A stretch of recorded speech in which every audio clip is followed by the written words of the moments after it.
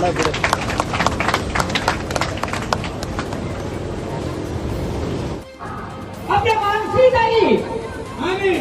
मानसीताई सुद्धा झिडकी सदस्य आहे.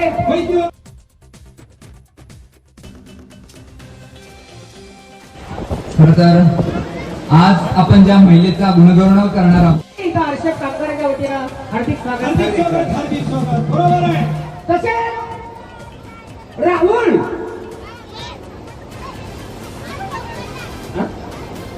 राहुल खोडे मित्र परिवार उरण होय होय यांचा इथं आरक्षक कामगार यांच्या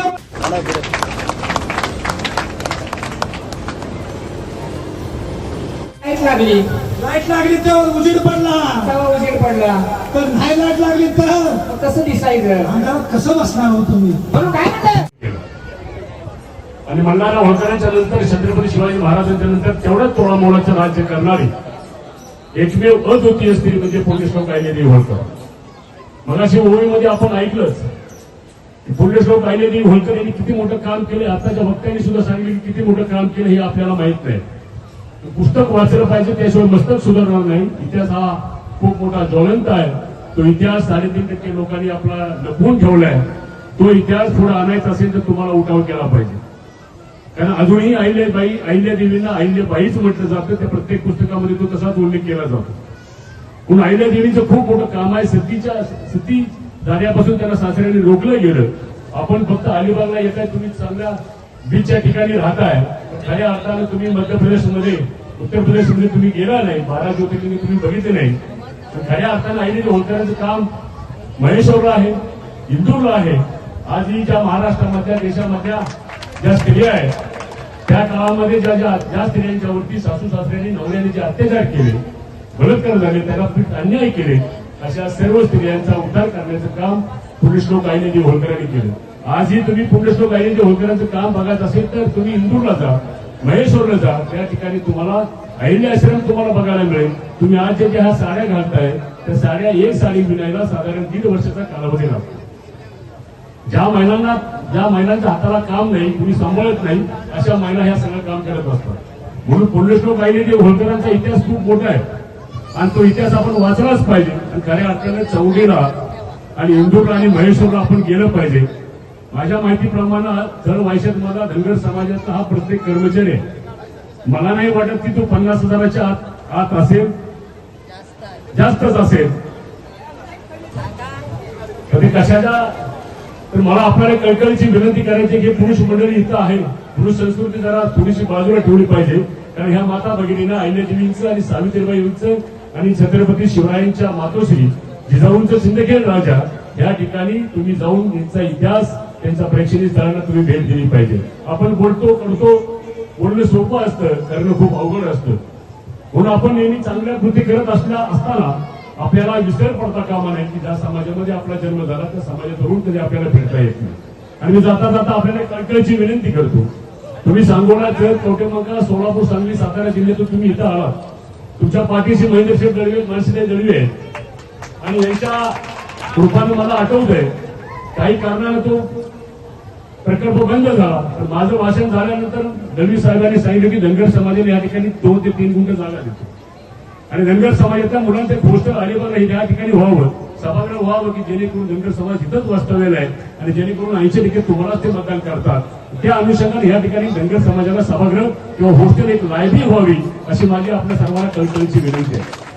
आणि म्हणून बहुजन समाजामध्ये शिक्षणाची खूप अधोगती आहे. पक्षाचा प्रचार खूप मनसदायी होतो कारण मी कुठल्या पक्षात नाहीये, पण मला सामाजिक आणि शैक्षणिक चळवळीला महत्व द्यायला आवडतं. बहुजन समाजामध्ये शिक्षणाचं खूप अधोगती आहे. अजूनही बहुजन समाज हा शिक्षणाच्या अंधारामध्ये आहे.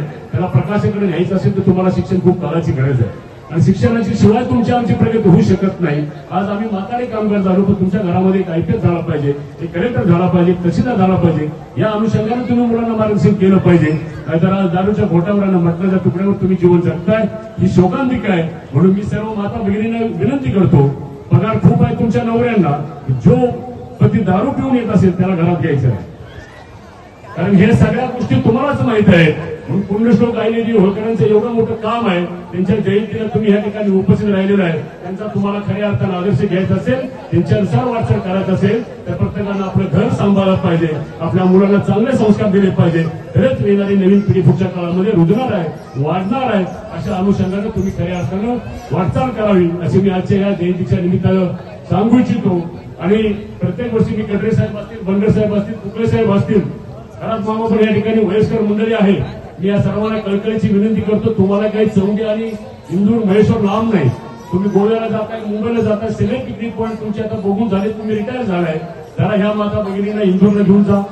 ज्या ठिकाणी अण्णासाहेब डांगे, कैलासवासी शिवाजीराव शेळके, महादेव जानकर असतील, ज्या ज्या नेत्यांनी या समाजासाठी योगदान दिलंय त्यांचं ऋण आपल्याला कधी विसरता येणार नाही.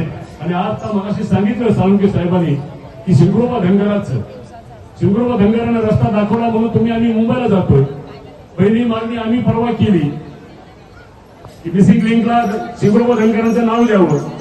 तुम्ही आपल्याला मानसीताईंच्याकडे विनंती करतो की आपले साहेब आमदार आहेत आणि ते नाव देण्याचं एकनाथ शिंदे साहेबांच्याकडे प्रस्ताव आहे, तो त्यांच्या हातामध्ये ते आहे, त्यांनीच उद्घाटन केलेलं आहे.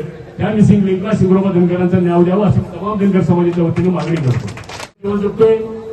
याचा पण आपण अभ्यास केला पाहिजे. धनगर समाजाला एसटीचं आरक्षण मिळालं पाहिजे, ही गेली 70-78 वर्षाची मागणी आहे.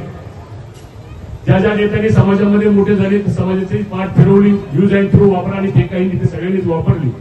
म्हणून आपण एकजूट राहा, जनजागृती करा, सभा संघटित करा. आजचा कार्यक्रम हा जनजागृती आणि एकसंघ करण्यासाठीच आहे. आणि म्हणून आपण मोठ्या संख्येने या ठिकाणी उपस्थित राहिला, सर्वांनी आमचं मनोगत व्यक्त केलं, संचार केला, सन्मान केला. असं प्रत्येक वर्षी जयंती साजरी करा. पण माझी एक खंत आहे, एवढा मोठा तुम्ही कार्यक्रम घेतलाय तर एकाही विद्यार्थ्यांचा सत्कार झाला नाही. कारण या संस्थेचं नाव आहे अहिल्यादेवी सामाजिक व शैक्षणिक विकास संस्था. पुढच्या वर्षी प्रत्येक विद्यार्थ्यांचा तुमच्या म्हातारी कामगारातल्या मुलांचा सत्कार झाला पाहिजे. त्याचा जो काही खर्च असेल तो मी देईन, पण विद्यार्थ्यांचा सत्कार हा झालाच पाहिजे. मला असं वाटतं की मग तुमच्या सगळे म्हातारी कामगारच बनतात की काय, पुढे शिक्षण घेते गेले असा प्रश्न निर्माण होतो. प्रत्येक विद्यार्थी हा स्टेजवर आला पाहिजे, त्याचा सन्मान सत्कार झाला पाहिजे अशी मी तुम्हाला या कार्यक्रमाच्या निमित्ताने विनंती करतो.